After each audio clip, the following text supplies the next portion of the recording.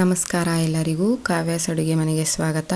ಇವತ್ತು ನಾನು simple and ಟೇಸ್ಟಿಯಾಗಿರುವಂತಹ ಈಸಿಯಾಗಿ ಮಾಡ್ಕೋಬಹುದಾದಂಥ ಆನಿಯನ್ ರೈಸ್ ಮಾಡೋದು ಹೇಗೆ ಅಂತ ಹೇಳ್ತಾ ಇದ್ದೀನಿ. ಮೊದಲಿಗೆ ಗ್ಯಾಸ್ ಮೇಲೆ ಒಂದು ಪಾತ್ರೆ ಇಟ್ಕೊಂಡು ಆ ಪಾತ್ರೆಗೆ 2 ಟೇಬಲ್ ಸ್ಪೂನ್ ಎಣ್ಣೆ ಹಾಕ್ಕೊಳ್ಳೋಣ. ಆ ಎಣ್ಣೆ ಚೆನ್ನಾಗಿ ಕಾಯಲು ಬಿಡೋಣ. ಎಣ್ಣೆ ಚೆನ್ನಾಗಿ ಕಾದ ನಂತರ ಈ ಎಣ್ಣೆಗೆ 1/2 ಟೇಬಲ್ ಸ್ಪೂನ್ ಸಾಸಿವೆ ಅಥವಾ ಮಸ್ಟರ್ಡ್ ಸೀಡ್ಸ್ನ ಹಾಕ್ಕೊಳ್ಳೋಣ. ಈ ಮಸ್ಟರ್ಡ್ ಸೀಡ್ಸ್ ಚೆನ್ನಾಗಿ ಸಿಡಿಬೇಕು. ಎಣ್ಣೆ ಕಾದಿತ್ತು ಅಂದರೆ ಸಾಸಿವೆ ಸಿಡಿಯುತ್ತೆ. ಚೆನ್ನಾಗಿ ಸಿಡಿದ ನಂತರ 1/2 ಟೇಬಲ್ ಸ್ಪೂನ್ ಜೀರಿಗೆ ಹಾಕ್ಕೊಳ್ಳೋಣ. ಜೀರಿಗೆ ಹಾಗೂ ಸಾಸಿವೆ ಎರಡೂ ಫ್ರೈ ಆದ ಮೇಲೆ ಆ ಬಾಣಲೆಗೆ ನಾವು 1 ಟೇಬಲ್ ಸ್ಪೂನ್ ಸಣ್ಣದಾಗಿ ಹೆಚ್ಚಿರುವಂತಹ ಬೆಳ್ಳುಳ್ಳಿನ ಸೇರಿಸ್ಕೊಳ್ಳೋಣ. ಈ ಬೆಳ್ಳುಳ್ಳಿ ತುಂಬ ಚೆನ್ನಾಗಿ ಫ್ರೈ ಆಗಬೇಕು. ಬೆಳ್ಳುಳ್ಳಿಯಿಂದ ಒಂದೊಳ್ಳೆ ಘಮ ಬರಬೇಕು. ಘಮ ಬರೋವರೆಗೂ ಈ ಬೆಳ್ಳುಳ್ಳಿನ ಫ್ರೈ ಮಾಡ್ಕೊಳ್ಳೋಣ. ಬೆಳ್ಳುಳ್ಳಿ ಫ್ರೈ ಆದ ನಂತರ ನಾನಿಲ್ಲಿ 2 ಈರುಳ್ಳಿನ ಸೇರಿಸ್ಕೊತಾ ಇದ್ದೀನಿ. ಈರುಳ್ಳಿನ ನಾನು ತೆಳ್ಳಗೆ ಉದ್ದಕ್ಕೆ ಹೆಚ್ಕೊಂಡಿದ್ದೀನಿ. ಈ ಈರುಳ್ಳಿನ ನಾವೀಗ ಆಯಿಲಲ್ಲಿ ಫ್ರೈ ಮಾಡೋಣ. ಈರುಳ್ಳಿ ಚೆನ್ನಾಗಿ ಬೆನಿಬೇಕು. ಹಾಗೆ ನಾನಿಲ್ಲಿ ಒಂದು ಸ್ವಲ್ಪ ಕರಿಬೇವಿನ ಎಲೆಗಳನ್ನು ಸಹಿತ ಸೇರಿಸ್ಕೊಂಡಿದ್ದೀನಿ.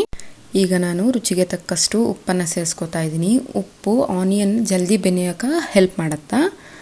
ಆನಿಯನ್ನ ಚೆನ್ನಾಗಿ ಬೇಯಿಸ್ಕೊಂಡ ನಂತರ ಆನಿಯನ್ ಬೆಂದ ನಂತರ ಇದಕ್ಕೆ 1/4 ಟೇಬಲ್ ಸ್ಪೂನ್ ಅರಿಶಿನ ಪುಡಿಯನ್ನು ಸೇರಿಸ್ಕೊಳ್ಳೋಣ. ಅರಿಶಿನ ಪುಡಿಯನ್ನು ಸೇರಿಸ್ಕೊಂಡ ನಂತರ ಇದಕ್ಕೆ ನಾವಿವಾಗ ಖಾರದ ಪುಡಿಯನ್ನು ಸೇರಿಸ್ಕೊಳ್ಳೋಣ. ನಿಮಗೆ ಖಾರಕ್ಕೆ ಎಷ್ಟು ಬೇಕೋ ಅಷ್ಟನ್ನು ನೀವು ಸೇರಿಸ್ಕೊಳ್ಳಿ. ನಾನಿಲ್ಲಿ 1 ಟೇಬಲ್ ಸ್ಪೂನ್ ಹಾಕ್ಕೊಂಡಿದ್ದೀನಿ. ಸ್ವಲ್ಪ ಮಿಕ್ಸ್ ಮಾಡ್ಕೊಳ್ಳೋಣ. ಮಿಕ್ಸ್ ಮಾಡ್ಕೊಂಡ ನಂತರ ಇದಕ್ಕೆ ನಾವೀಗ 1/2 ಟೇಬಲ್ ಸ್ಪೂನ್ ಗರಂ ಮಸಾಲಾನ ಸೇರಿಸ್ಕೊಳ್ಳೋಣ. ಈ ಗರಂ ಮಸಾಲ ನಾವು ಮನೇಲಿ ಮಾಡಿರೋದು. ರೆಸಿಪಿ ಬೇಕಿದ್ದರೆ ಕಮೆಂಟ್ ಮಾಡಿ, ನಾನು ವಿಡಿಯೋ ಮಾಡಿ ಹಾಕ್ತೀನಿ.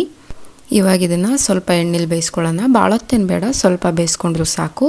ನೆಕ್ಸ್ಟ್ ನಾನು ಇದಕ್ಕೆ 2 ಟೇಬಲ್ ಸ್ಪೂನ್ ಹುಣಸೆ ಹಣ್ಣಿನ ನೀರನ್ನು ಹಾಕೋತಾ ಇದ್ದೀನಿ. ನೀವು ನಿಂಬೆ ಗಾತ್ರದಷ್ಟು ಹುಣಸೆ ಹಣ್ಣನ್ನು ನೀರಲ್ಲಿ ನೆನೆಸಿ ಕಿವುಚಿ ರಸ ತೆಗೆದು ಆ ರಸನ ಹಾಕಿ.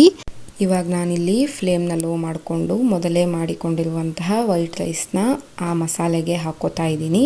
ಈ ಥರದ ರೈಸಿಗೆ ಯಾವಾಗಲೂ ರೈಸ್ನ ಉದುರಾಗಿ ಮಾಡ್ಕೊಳ್ಳಿ ಹಾಗೂ ರೈಸ್ ತಣ್ಣಗಾದ ಮೇಲೆ ಮಿಕ್ಸ್ ಮಾಡ್ಕೊಳ್ಳಿ. ಅದು ಚೆನ್ನಾಗಿ ಮಿಕ್ಸ್ ಆಗುತ್ತೆ. ನೋಡ್ತಾ ಇದ್ದೀರಲ್ಲ ರೈಸ್ ಎಷ್ಟು ಚೆನ್ನಾಗಿ ಕಾಣ್ತಾ ಇದೆ ಅಂತ.